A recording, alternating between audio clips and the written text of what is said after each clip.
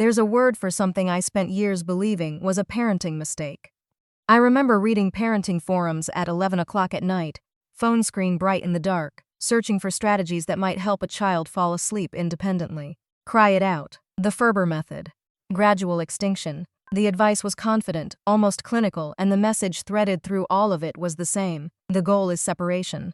The sooner a child learns to fall asleep without you, the better parent you are being. I absorbed that message. Most of us do. Then I started researching Japanese child development, and I found a single word that quietly took apart almost everything I thought I understood. That word is soine. It means simply to sleep beside your child. In English, that sounds like a compromise, maybe even a capitulation. But in Japan, soine is not a backup plan. It is the plan, and what it represents took me weeks of reading to fully understand. By the end of this video, you will know exactly why soine works at the level of a child's nervous system, why standard sleep training approaches often miss something fundamental, and you will have 3 concrete practices to try tonight.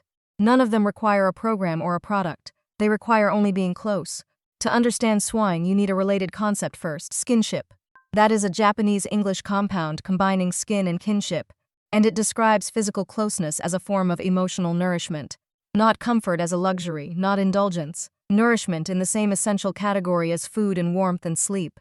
Japanese parenting culture treats a young child's need for physical proximity not as a developmental problem to eliminate as quickly as possible, but as a stage to move through at its own pace, the same way you would support the pace at which a child learns to walk or to speak.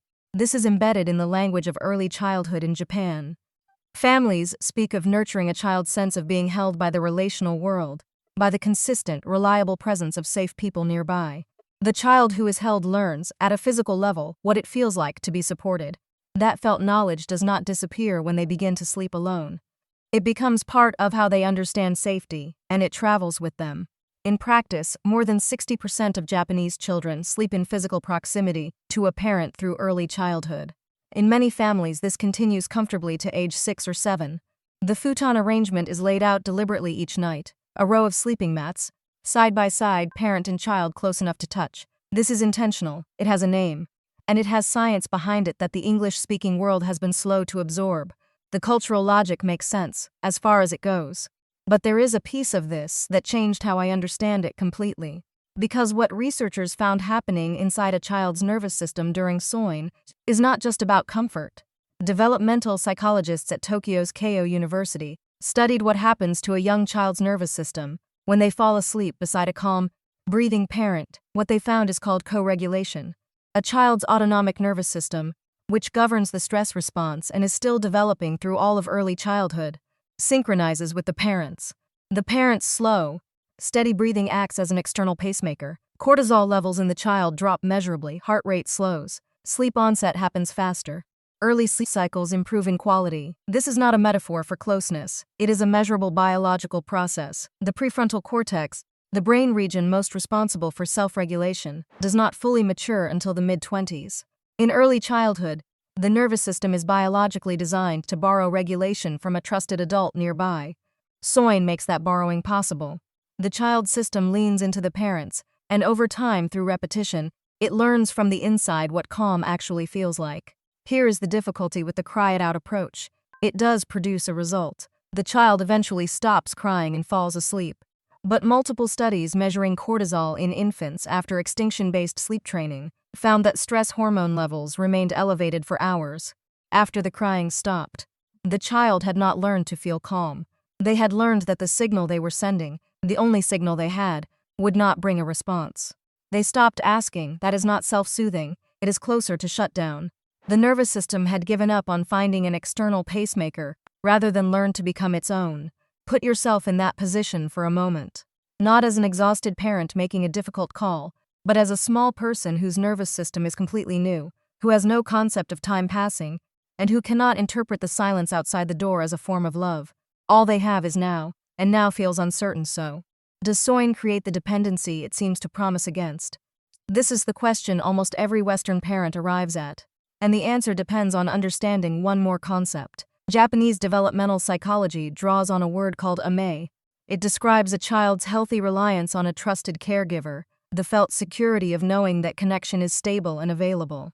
In Western contexts, amae is often read as clinginess, but there is a crucial distinction between two very different kinds of reliance. A child who clings because connection has never been reliable will struggle to release it at 2 years and again at 12. A child who leans on a connection because it is consistently there tends to move away from it naturally, precisely because they trust it will still be present when needed. The longitudinal research on secure attachment makes this consistent and clear.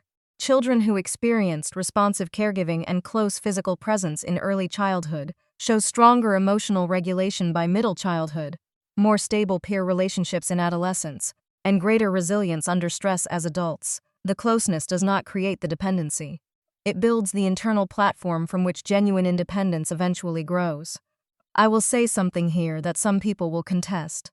The confidence embedded in early sleep training culture, the assumption that teaching separation quickly is the responsible, forward-thinking choice, is not a universal developmental truth. It is a specific cultural value, one that prioritizes autonomous functioning above all else and treats early closeness as a problem to minimize.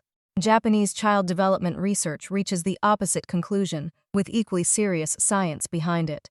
When I look at what we know about nervous system development and at what longitudinal attachment research shows, I find the Japanese framework more consistent with the evidence than the model most of us in the West absorbed without questioning.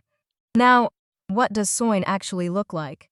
And how does it eventually lead to a child sleeping on their own?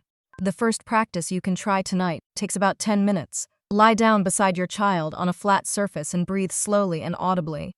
Not performed, not exaggerated. Just the genuine, unhurried sound of someone settling for the night. No story, no music, just your breath, close enough for them to hear and feel. Research on co-regulation in sleep onset found this practice alone, done consistently over 2 weeks, reduced average sleep onset time in 3 to 5-year-olds by nearly 8 minutes per night. The nervous system responds to repetition. 2 weeks of quiet proximity builds something that lasts. The second practice is the setup. If Soine feels right for your family, floor level matters for both safety and sustainability.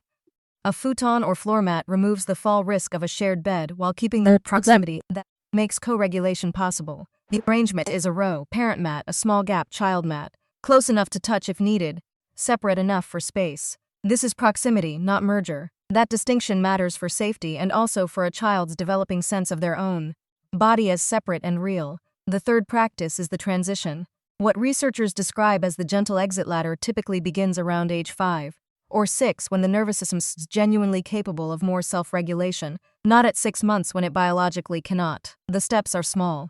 First, the parent's mat moves slightly farther from the child's. Then the parent sits nearby rather than lying down. Then they wait just outside an open door while the child settles. Each step takes weeks, not nights.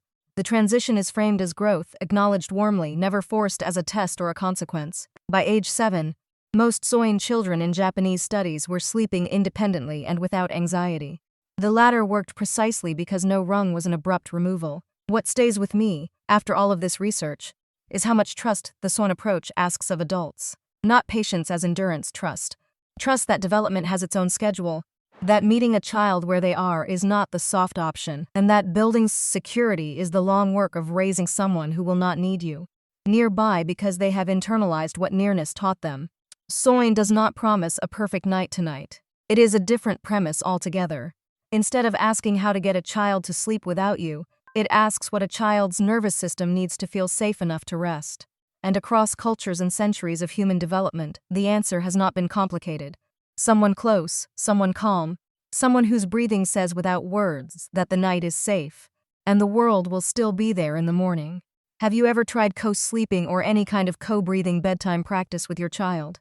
How did it go in the first week? Drop a comment. I genuinely read them all.